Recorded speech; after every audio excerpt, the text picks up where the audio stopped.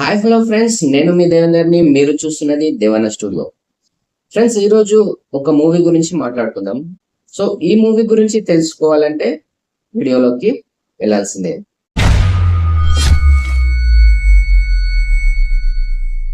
So ఈ movie వచ్చేసి Jio Hotstar లో స్ట్రీమింగ్ అవుతుంది.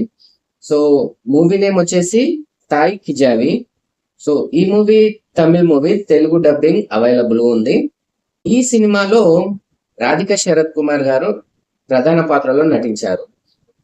సో ఆమె ఒక ముసలావిడ పాత్రలో నటించింది, చాలా అద్భుతంగా నటించింది. అండ్ ఈ సినిమాకు డైరెక్టర్ ఎవరంటే శరత్ కుమార్ గారు. ఈ శరత్ కుమార్ గారు సినిమాను మాత్రం చాలా బాగా తీశారు. సో ఫస్ట్ సినిమా గురించి తెలుసుకుందాం. ఏంటంటే సినిమాను 25 కోట్లతో నిర్మించారు. సో ఆ సినిమాకు 75 కోట్ల వసూలు రాబట్టింది. సో చాలా ఘన విజయాన్ని సాధించింది ఈ సినిమా. అండ్ రీసెంట్ గా ఓటీటీలోకి అడుగుపెట్టింది ఈ సినిమా. సరే, ఈ సినిమా కథ విషయానికి వస్తే, ఈ సినిమాలో రాధిక శరత్ కుమార్ గారు ముసలావిడ పాత్రలో నటించారు. ఆమెకు 3 కొడుకులు, 1 కూతురు ఉంటది. సో సో రాధిక పేరు పౌంతాయి అనే పేరు ఉంటుంది. సో ఈమె క్యారెక్టర్ మాత్రం చాలా డిఫరెంట్ గా ఉంటది. అసలు ఆమె అడుగు పెట్టిందంటో ఊర్లో వాళ్ళందరికీ హడల్. అసలు పౌంతాయి వస్తుందంటే ప్రతి ఒక్కరు ఇండ్లకు ఉరకాల్సిందే, ఇండ్లకు పోయి తాళం వేసుకుంటారు. ఎందుకు మరి అంత భయం అంటే, ఆమె వడ్డీకి డబ్బులు ఇస్తుంది. మళ్ళీ ఆ వడ్డీ డబ్బులను వసూలు చేయడం కోసం ఆమె ఒక రౌడిజం లాగా చేస్తూ ఉంటుంది. 1 రూపాయి కూడా వదలకుండా వడ్డీ డబ్బులు వసూలు చేస్తుంది. సో ఆ వసూలు చేసే పద్ధతి కూడా ఒక రౌడిజం లాగా ఉంటుంది. కాబట్టి చాలా మంది భయపడుతుంటారు అన్నట్టు. అలా ఊరోళ్ళందరికీ ఆమె అంటే భయం. ఆమె ఎప్పుడు చచ్చిపోతుందా అని ప్రతి ఒక్కరు ఎదురు చూస్తుంటారు. అలాంటి క్యారెక్టర్ రాధిక శరత్ కుమార్ గారు చేశారు. సో అయితే ఆమెకు 3 కొడుకులు కదా. ఆ 3 కొడుకులు తండ్రి చనిపోగానే ఆస్తిని పంచివ్వమని తల్లిని అడుగుతారు.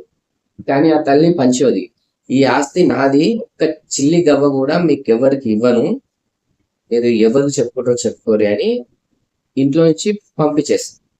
సో ఆ 3 కొడుకులు బయటికి వెళ్ళి బతుకుతా ఉంటారు. సో ఈమె అల్లుడు కూడా కూతురుని వదిలేసి వెళ్ళిపోతాడు. సో కూతుర్ని పెట్టుకొని ఒక మనమడు ఉంటాడు. ఆ మనమని పెట్టుకొని ఈమె జీవనం సాగిస్తూ ఉంటుంది. అయితే ఒకరోజు ఈమెకు పక్షవాతం వచ్చి పడిపోతుంది, మనసు పడుతుంది. సో ఊరోళ్ళందరికీ ఆనందం, చనిపోతుందని ఆనందం. సో కొడుకులు కోడలు కూడా వస్తారు, ఆస్తి పంచుకోవడానికి కొడుకులు కోడలు కూడా వస్తారు. ఆమె ఎప్పుడు చచ్చిపోతుందా, ఎప్పుడు ఆస్తి పంచుకుందామా అని కొడుకు కోడళ్ళకు ఉంటుంది. ఊరందరికీ ఆమె ఎప్పుడు చచ్చిపోతుందా అని ఊరందరికి ఉంటుంది. అలా ఆమె మంచాన పడితే ఆమె ఇంటి ముందు పెద్ద జాతర. అప్పుడే ఒక అంటే బంగారం అమ్మటాయన వస్తాడు. వచ్చి ఆమె దగ్గరికి వెళ్ళి ఇట్లా దండం పెట్టుకొని ఏదో ఆలోచించుకుంటా పోతాడు. అప్పుడే వాళ్ళ కొడుకులు చూసి, ఎవరు నువ్వు, ఎందుకు వచ్చావని అడుగుతారు. అప్పుడు అతను చెప్తాడు, నేను బంగారం అమ్మేవాడిని, మీ అమ్మగారు నా దగ్గర 120 తులాల బంగారం తీసుకొని, అంటే వారం వారం చిట్టి వేస్తుంది మీ అమ్మ, ఆ చిట్టి డబ్బులతో 120 తులాల బంగారం తీసుకొని వెళ్ళింది అని చెప్తుంది. అప్పుడు కొడుకులకు ఆశ కలుగుతుంది, ఈ బంగారం ఎక్కడ పెట్టింది మా అమ్మ అని వెతుకుతా ఉంటారు. కానీ ఈమెకు పక్షవాతం, మాట పడిపోయింది కదా, మాట్లాడలేదు. ఏదో సైకిల్ చేస్తుంటుంది కానీ ఎవరికి అర్థం కాదు. ఇక దానికోసం, ఆ బంగారం కోసం చాలా తిప్పలు పడతారు వాళ్ళ కొడుకులు. ఆమెను హాస్పిటల్ తీసుకెళ్తారు, ఇదంతా కథ. సో మరి చివరికి ఆ బంగారం ఎక్కడుందో అలా వాళ్ళ మమ్మీ చెప్తుందా లేదా, అసలు వాళ్ళ అమ్మ బతుకుతుందా చనిపోతుందా, ఇవన్నీ చూడాలంటే సినిమాను పక్క చూడాల్సిందే. సినిమా మాత్రం చాలా ఇంట్రెస్టింగ్ గా ఉంది.